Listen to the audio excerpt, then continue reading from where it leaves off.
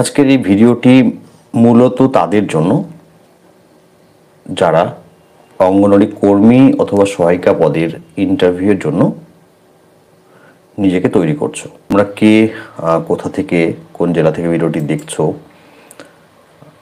সেটা কমেন্ট করবে এবং কে কোন পদের জন্য ইন্টারভিউয়ে প্রস্তুতি নিচ্ছ সেটাও কমেন্ট করবে। খাদ্য, পুষ্টি, রোগ ব্যাধি ইত্যাদি প্রশ্নগুলো জিজ্ঞেস করা হয়। এছাড়া জিজ্ঞেস করা হয় পশ্চিমবঙ্গের সম্পর্কে বিভিন্ন তথ্য এবং পশ্চিমবঙ্গ সরকারের যে প্রকল্পগুলো রয়েছে। এছাড়া কিছু current affairs, general knowledge current affairs জিজ্ঞেস করা হয়। আজকে কয়েকটা প্রশ্ন তোমাদের সঙ্গে শেয়ার করছি। সম্ভব হলে এগুলো পরে নোট ডাউন করে নেবে, খাতায় লিখে নেবে। আমাদের দেশে শিশু মৃত্যুর হার কেন বেশি? দেখো, আইসিডিএসটা মেনলি কাজ করে হচ্ছে শিশুদের জন্য, সাথে গর্ভবতী মহিলা, প্রসূতি মা, কিশোরীদের জন্য কাজ করে থাকে। তো ফোকাস হচ্ছে মেনলি শিশুরা এবং গর্ভবতী মহিলারা। এবং এই আইসিডিএস যখন 1975 সালে চালু হয়েছিল তখন উদ্দেশ্যটাই ছিল শিশু মৃত্যুর হার কমানো, মাতৃমৃত্যুর হার কমানো এবং অপুষ্টি দূর করা। এটা ছিল 1975-এ যখন আইসিডিএস চালু হয়েছিল, তখন এর মেইন উদ্দেশ্য শিশু মৃত্যুর হার কমানো, মাতৃমৃত্যুর হার কমানো এবং অপুষ্টি দূর করা। এটা ছিল 1975-এ 2 অক্টোবর যখন আইসিডিএস চালু হয়েছিল, সেই প্রথম দিকের উদ্দেশ্য। পরবর্তীতে এর লক্ষ্য বা উদ্দেশ্য যেটাই বলি না কেন সেটা আরো বর্ধিত হয়েছে। আইসিডিএস এর পরিসর বর্ধিত হয়েছে। আইসিডিএস এখন অনেক বিষয়ের সাথে কাজ করে। তো যেহেতু শিশু মৃত্যু এবং মাতৃমৃত্যু দুটো ভীষণ গুরুত্বপূর্ণ বিষয়, তো আজকে এই ভিডিওটা তোমাদের সঙ্গে শেয়ার করছি। শিশু মৃত্যুর কারণগুলো কি কি? তোমরা নিশ্চয়ই এগুলো পড়েছো ইন্টারভিউর জন্য, যেহেতু তোমরা সকলে প্রস্তুতি নিচ্ছ। আমি তোমাদের একটু তবুও এটা জানানোর চেষ্টা করছি। হয়তো অনেকের কাছে উত্তরগুলো, যেই প্রশ্ন উত্তরগুলো শেয়ার করবো, হতে পারে অনেকের কাছে সেটা গুরুত্বপূর্ণ হতে পারে।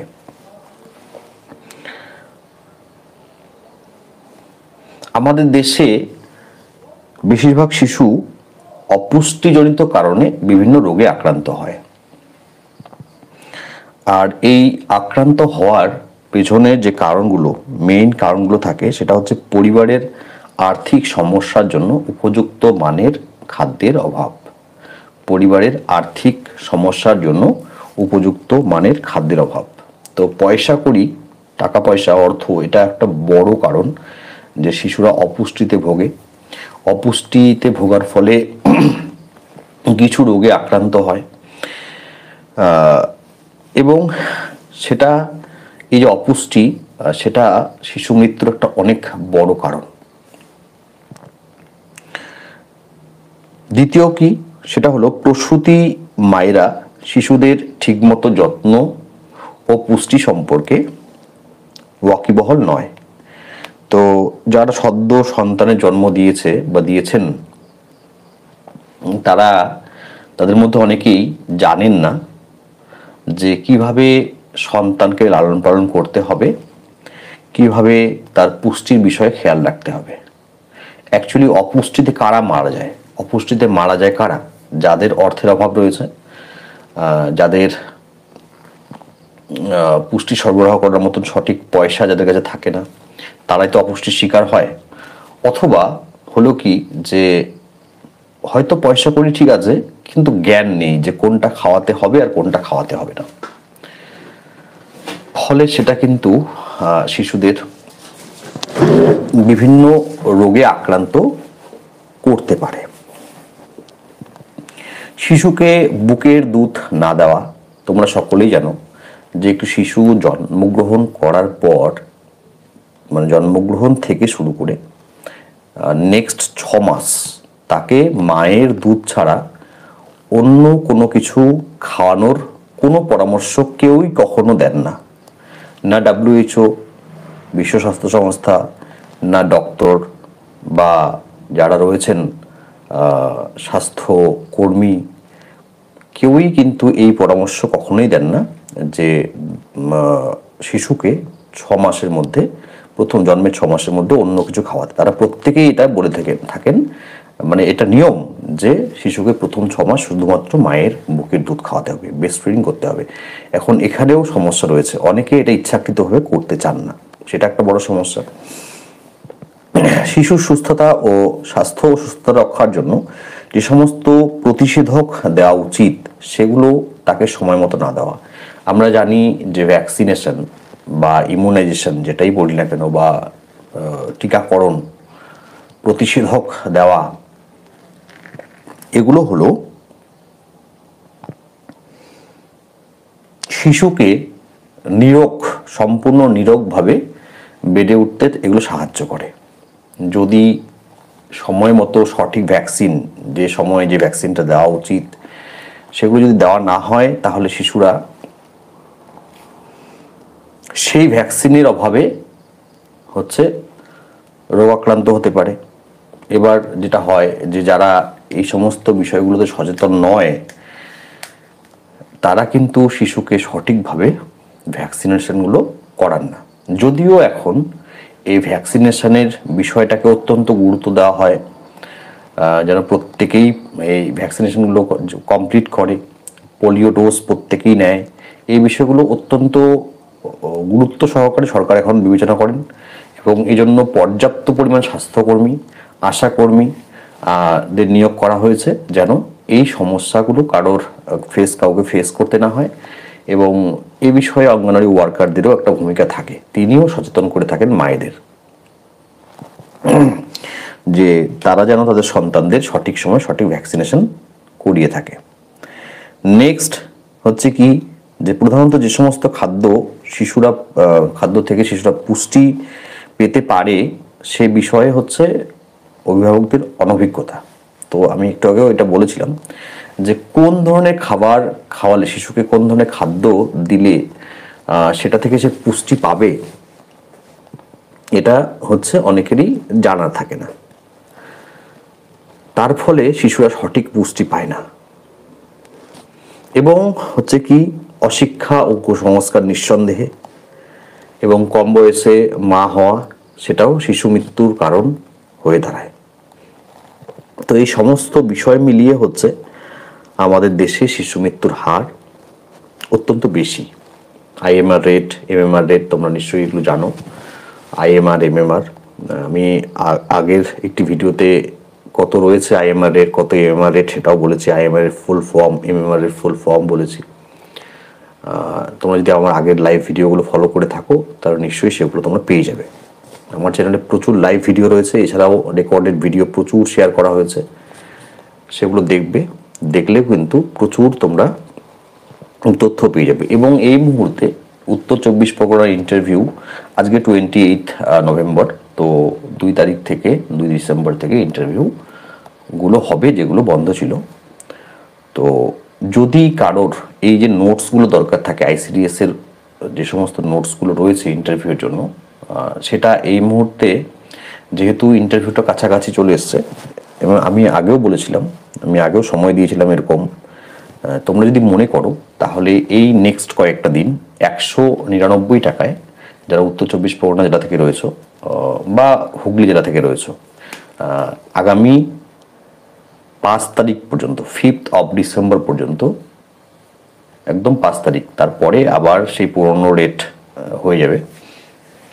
তো আগামী 5 তারিখ পর্যন্ত যাদের ইন্টারভিউয়ের পড়াশোনার জন্য নোটস প্রয়োজন রয়েছে, যদি মনে করো অ্যাডভান্স নোট নিয়ে রাখতে পারো, যদি তোমাদের যারা হুগলি জেলা থেকে রয়েছে, তাহলে 199 টাকা পে করে নোটসগুলো পাবে। আমার হোয়াটসঅ্যাপ নাম্বারে আমাকে হোয়াটসঅ্যাপ করবে।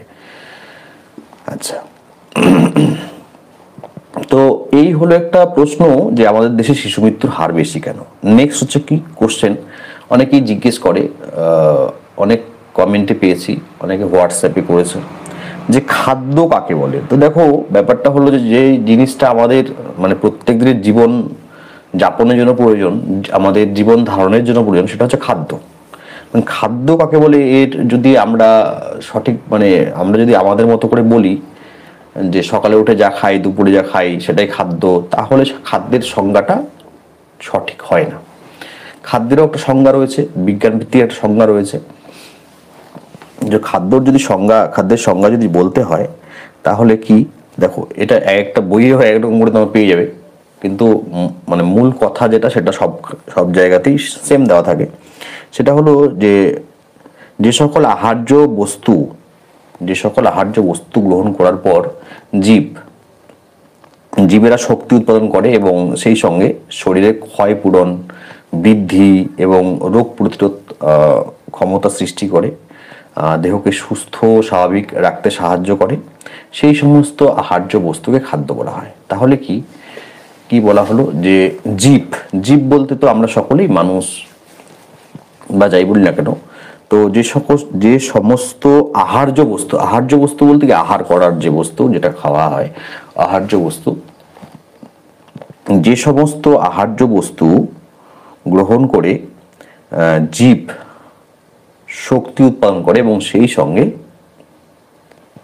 শরীরের ক্ষয়পূরণ, বৃদ্ধি, রোগ প্রতিরোধ ক্ষমতা সৃষ্টি করে এবং দেহকে সুস্থ স্বাভাবিক রাখতে সাহায্য করে, তাই খাদ্য বলা হয়। আচ্ছা, নেক্সট হচ্ছে কি একটি সুষম খাদ্যের উদাহরণ দাও। তো তোমরা এটা সকলেই জানো, সুষম খাদ্য বলতে কি বোঝো সেটা আমি আগের ভিডিওতে বলেছি। তো সুষম খাদ্যের উদাহরণটাও আমি দিয়েছি, আজকে আরো একবার দিচ্ছি। যদি প্রাণীজ সুষম খাদ্যের উদাহরণ চাওয়া হয় তাহলে তার উত্তরে আমাদের বলতে হবে কি, প্রাণীজ সুষম খাদ্য কি, দুধ, তাই তো? আচ্ছা, আর যদি জিজ্ঞেস করা হয় যে উদ্ভিজ্জ সুষম খাদ্য কি, তাহলে সেটা হলো সয়াবিন, তাই তো? সয়াবিন উদ্ভিজ্জ এবং প্রাণীজ হলো দুধ। আচ্ছা, সরি, ডিম, দুধ নয়, দুধকে এখন সুষম খাদ্য বলা হয় না, এবং কেন বলা হয় না সেটাও আমার ভিডিওতে দেওয়া আছে। দুধ কিন্তু এখন সুষম খাদ্য নয়। ডিম হচ্ছে প্রাণীজ এবং উদ্ভিজ্জ হলো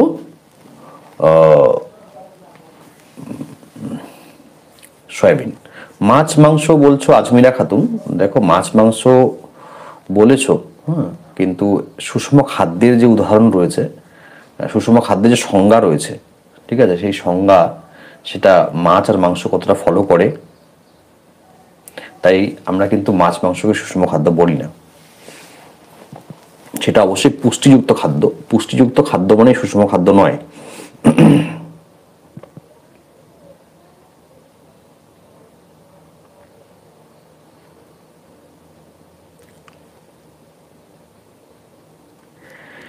খাদ্য থেকে আমরা কি ধরনের রাসায়নিক দ্রব্য পেয়ে থাকি?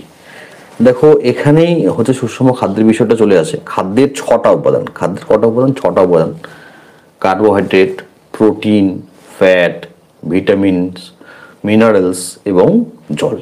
কার্বোহাইড্রেট বা শর্করা জাতীয় খাদ্য, তারপরে প্রোটিন, তারপরে হচ্ছে ফ্যাট বা লিপিড বা চর্বি জাতীয় খাদ্য, তারপরে হচ্ছে ভিটামিন বা যেটাকে খাদ্যপ্রাণ বলা হয় বাংলায়, এবং তারপরে হচ্ছে মিনারেলস যেটাকে বাংলায় খনিজ লবণ বলা হয়, এবং শেষে হলো জল।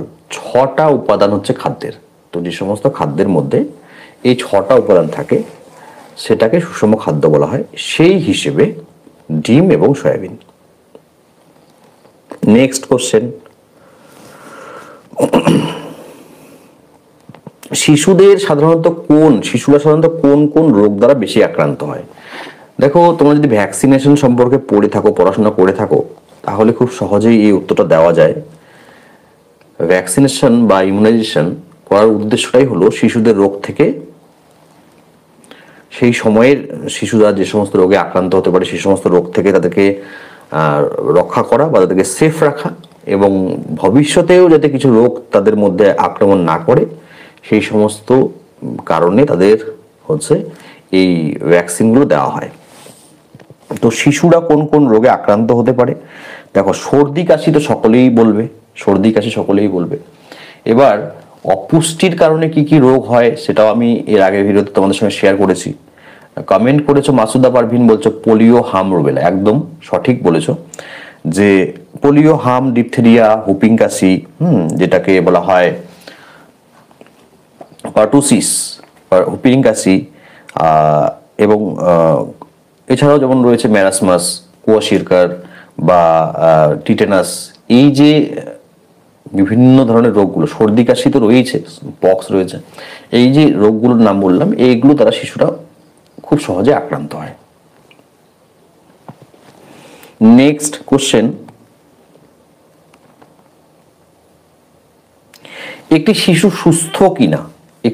সুস্থ কিনা তাকে দেখেই কি করে বোঝা যাবে?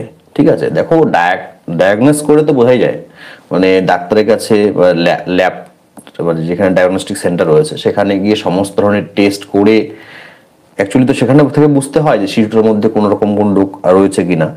তো সাধারণ চোখে আমাদের মতো সাধারণ চোখে আমরা কি করে বুঝতে পারবো যে একটি শিশু সুস্থ কিনা? তো একটি শিশু সুস্থ কিনা সব থেকে ভালো বোঝা যাবে যে শিশুটি এনার্জেটিক কিনা, তার মধ্যে এনার্জি রয়েছে কিনা। আবার এনার্জি যদি অতিরিক্ত হয়, হাইপার অ্যাক্টিভ, সেটাও কিন্তু একটা অসুস্থতার লক্ষণ।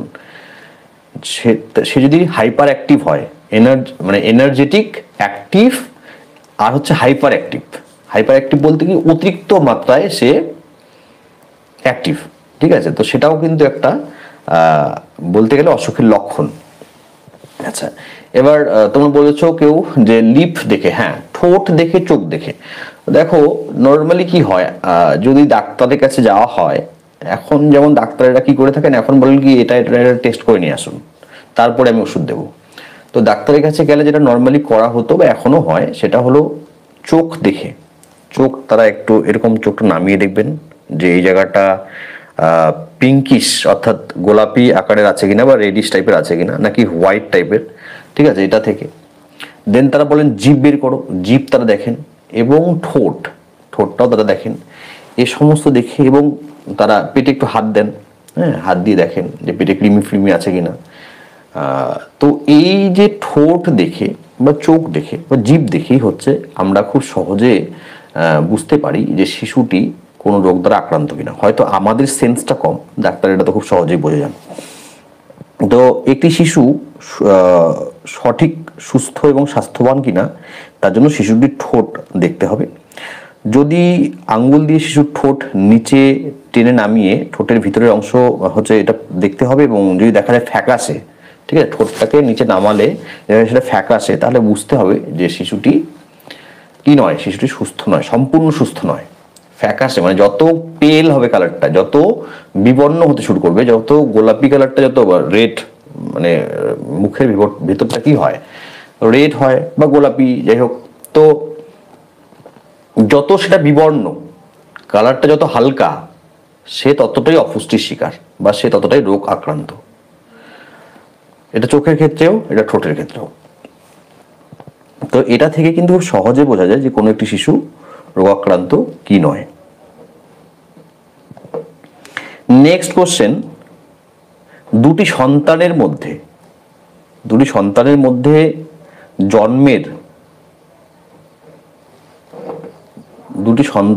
জন্মের মধ্যে কত সময়ের পার্থক্য থাকা উচিত? মানে যমজ সন্তানের কথা বলছি না, একটি সন্তান নেওয়ার পরে আরেকটি সন্তান নেওয়ার কথা বলছি।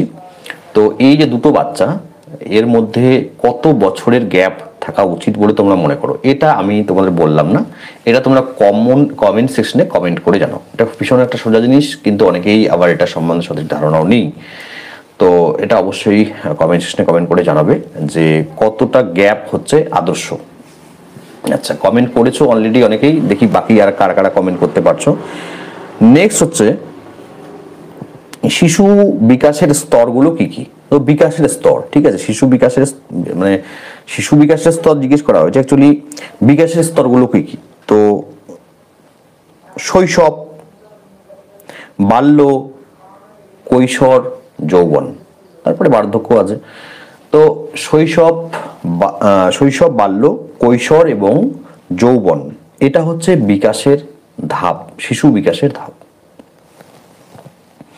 এখান থেকে কিন্তু শিশুদের সাইকোলজি সম্পর্কে প্রশ্ন জিজ্ঞেস করা হয়। তোমরা যারা বিশেষ করে বিএড বা ডিএলএড করেছো, যদি কোনোভাবে ইন্টারভিউতে এই বিষয়টা উঠে আসে যে তুমি বিএড করেছো বা ডিএলএড করেছো, তাহলে সেখান থেকে কিন্তু শিশুদের এই যে মনস্তত্ত্ব, যেটা চাইল্ড সাইকোলজি বলি, সেই সমস্ত বিষয়গুলো নিয়ে কিন্তু প্রশ্ন জিজ্ঞেস করা হয়। এছাড়াও শুধুমাত্র এখানে নয়, প্রাইমারিতেও যারা ইন্টারভিউ দেবে বা যারা হাই স্কুলের কখনো টিচারের জন্য ইন্টারভিউ দেবে, সেখানেও কিন্তু চাইল্ড সাইকোলজিটা ভীষণ একটা ইম্পর্টেন্ট একটা টপিক।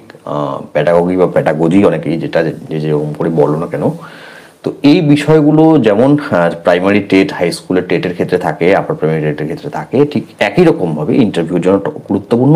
এবং হচ্ছে আশাকর্মী, অঙ্গনওয়াড়ি ওয়ার্কার, হেল্পার, এগুলোর ক্ষেত্রে যে কতগুলো প্রশ্ন তোমার সঙ্গে শেয়ার করলাম, এগুলো প্রত্যেকটি প্রশ্ন উত্তর মানে যে কোনো ধরনের হেলথ ওয়ার্কার, মানে হেলথ রিলেটেড যারা, সে তা হোক আশাকর্মী, হোক অঙ্গনওয়াড়ি ওয়ার্কার, হেল্পার, ইভেন আরও যদি এর থেকেও ভালো কোনো পদ থাকে যেখানে ইন্টারভিউয়ের সুযোগ থাকে, তো সেখানে কিন্তু জিজ্ঞেস করাটা ভীষণ স্বাভাবিক।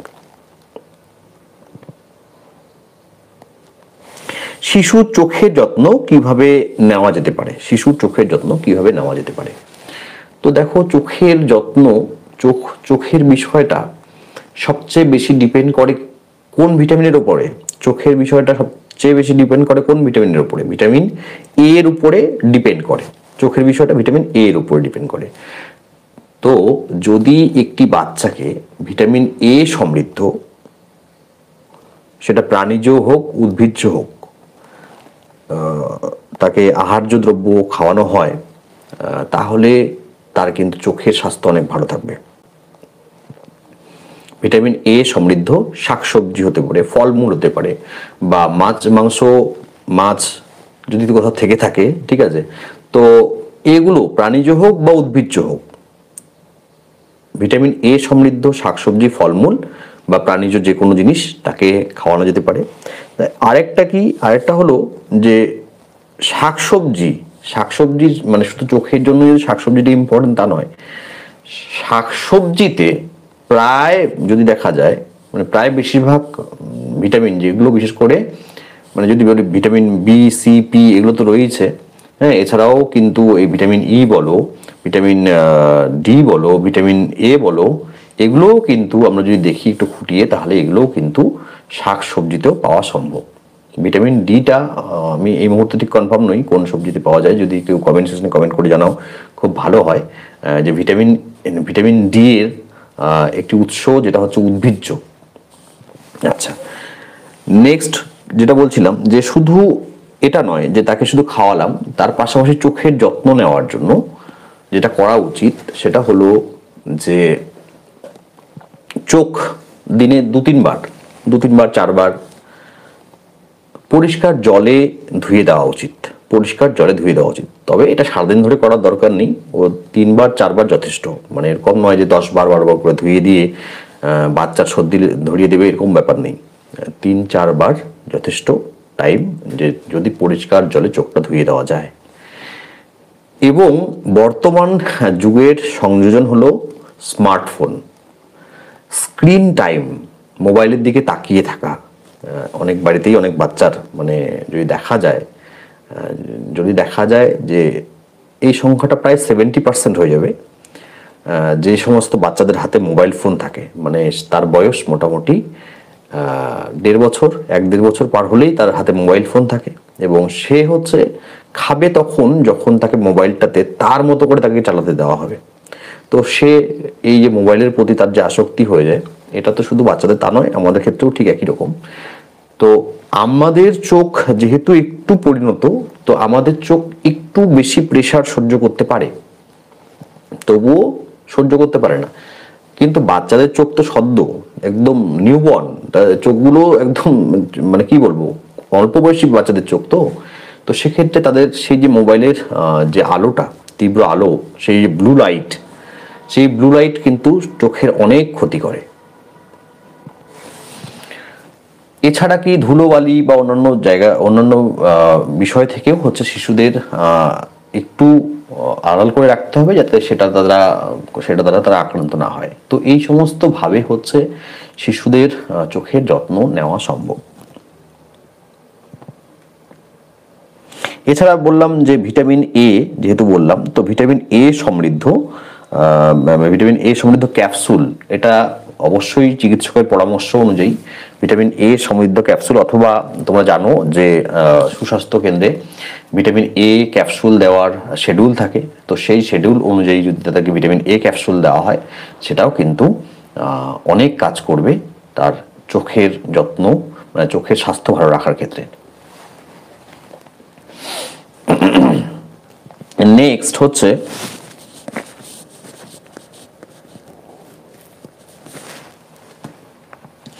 শিশুর স্বাস্থ্যহানির প্রধান কারণগুলো কি কি? শিশুর স্বাস্থ্যহানির প্রধান কারণগুলো কি কি, অর্থাৎ কোন কোন কারণের দ্বারা শিশুর স্বাস্থ্য খারাপ হতে পারে, কোন কোন কারণের দ্বারা শিশুর স্বাস্থ্য খারাপ হতে পারে, সেটা হলো কি অল্প ওজন বা অপরিণত বৃদ্ধি। অল্প ওজন বলতে কি, অল্প ওজন কার হবে? যে অপুষ্টি শিকার তারই তো অল্প ওজন হবে, বা তার বৃদ্ধি ঠিকঠাক হবে না যে অপুষ্টি শিকার। হ্যাঁ, এবং হচ্ছে কি পেটের অসুখ এবং সংক্রামক রোগের আক্রমণ। পেটের অসুখ যদি শিশুদের বারবার করে পেটের সমস্যা হয়, ট্রাভেলস হয়, তাহলে শিশুর শরীর স্বাস্থ্য কেমন করে ভালো হবে? কখনোই সম্ভব নয়। এবং কি সংক্রামক রোগ দ্বারা আক্রান্ত হওয়া, এবং এই যে কৃমি বলে যে পরজীবীখানা থাকে, সে যদি পেটের মধ্যে থাকে, যেমন শিশুদের পেটে এটা খুব হয়, এবং যে কৃমির ব্যাপারটা থাকে, তো তার জন্য শিশুর স্বাস্থ্যহানি হতে পারে।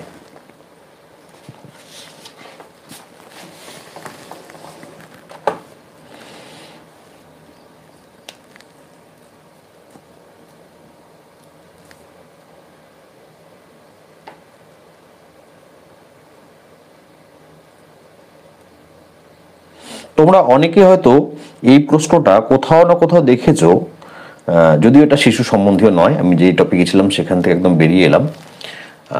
পঞ্চায়েত, ত্রিস্তর পঞ্চায়েত সম্পর্কে একটা কোশ্চেন জিজ্ঞেস করা হয়। হ্যাঁ, মৌমিতা মাইতি কমেন্ট করেছে, খুব সুন্দর।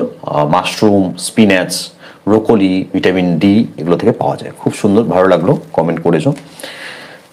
তাহলে মাশরুম, ব্রোকলি এবং স্পিনাচ এগুলো থেকেও ভিটামিন ডি পাওয়া সম্ভব, উদ্ভিজ্জ উৎস সে বলেছে।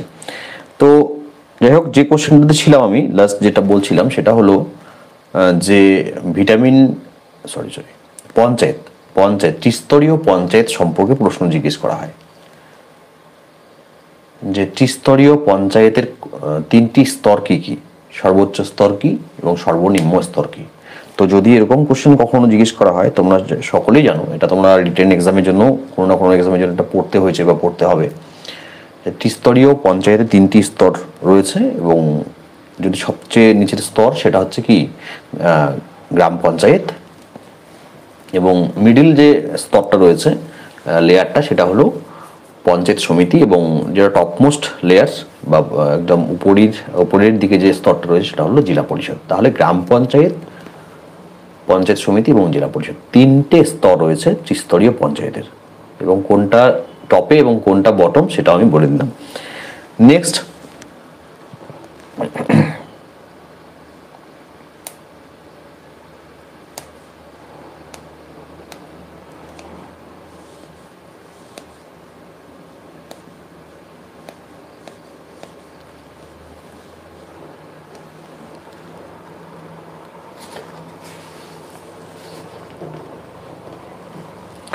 জলবাহিত বা জলবাহিত কয়েকটি রোগের নাম। এটা মনে হয় খুব সম্ভবত আগের দিন আমি বলেছিলাম, জলবাহিত কয়েকটি রোগের নাম তোমরা সকলেই জানো, যে আমাশয় বা ডায়রিয়া, টাইফয়েড, এগুলো কিন্তু জলের দ্বারা হয় বা জলের দ্বারা ছড়ায়। এছাড়াও তো আর রয়েছে যেমন আর্সেনিক রোগটা, সেটাও কিন্তু জল থেকে হতে পারে,